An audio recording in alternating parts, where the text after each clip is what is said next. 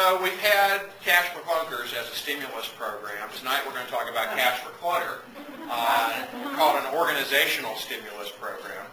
But before we get into that, I thought it'd be fun to have a little bit of fun, because I'm afraid always when I talk to a group while they're eating dinner and they start to snore, it's not a good sign. So I thought we'd play a little game.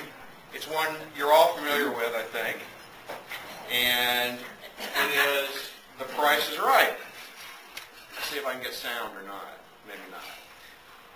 Okay, so we'll call this the eBay Price is Right, and I need 4 players. We're going to play for valuable prizes.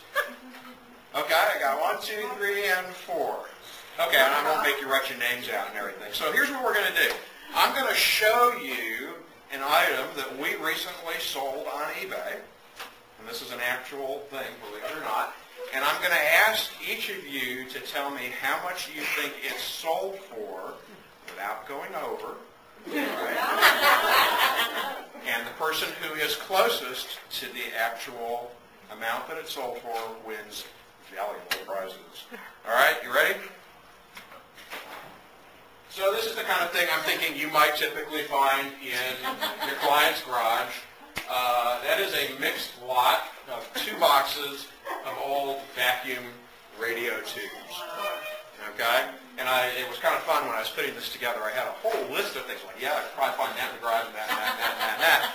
But I wanted to pick something that was a little bit more challenging than some of the other stuff. So mixed lot of vacuum radio tubes. I'm not sure how many there were, but there you see exactly what it was that we sold. And how much do you think it sold for? $42. $42. $49. Let's see, who was my third player over here?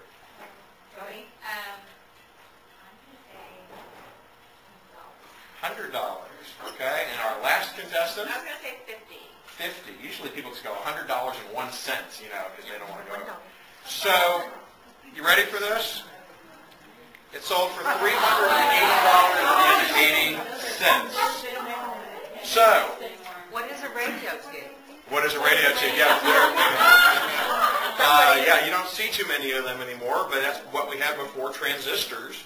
Those, tubes that generated a lot of heat and old vintage radios, and they're really not made anymore. So the people who collect vintage radios like this kind of stuff. We've got a $25 AMC movie gift card for you.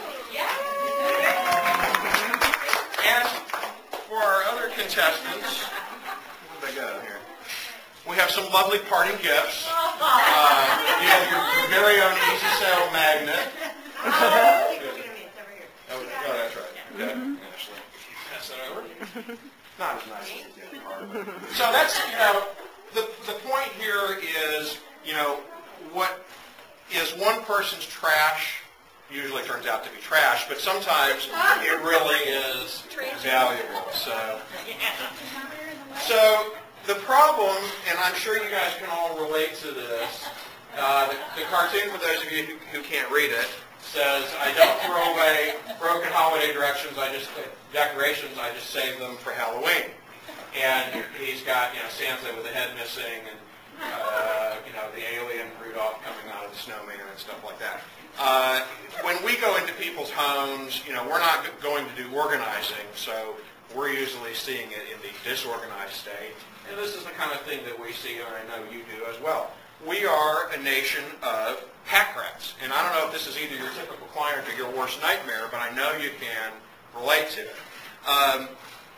We, and especially the kinds of people who typically hire a professional organizer, like to buy things that are better quality, that when they're no longer valuable to them, they're reluctant to just give it away, right?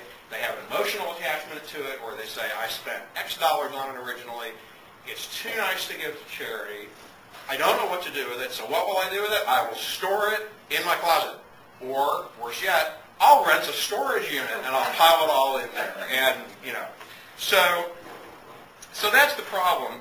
And this is the opportunity. In 2007, an AC Nielsen survey that was done in collaboration with eBay found that the average U.S. household had 52 items worth an eBay value of approximately $3,100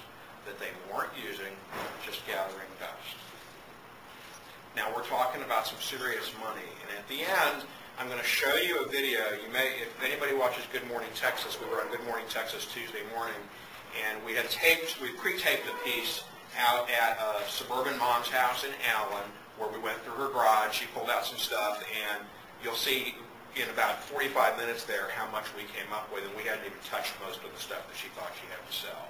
So these are real numbers. Now what this means to you as an organizer is if your clients have things that are useful to sell and they can make some money on it, that money can offset a large part of your fee. It's like getting your services for free. So that's the way I would pitch it. So the solution for what to do with all that stuff, everybody goes, well, yeah, we sell it on eBay or we sell it on Craigslist. And you're probably familiar with eBay. It's the world's largest online marketplace. There's 100 million items listed at any given time.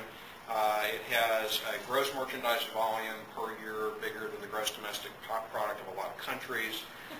There's only one problem, and that is that while eBay has succeeded in making buying on the site very simple, selling on eBay is very hard. And in fact, it's gotten harder just in the 4 years that I've been in this business with new rules and so forth.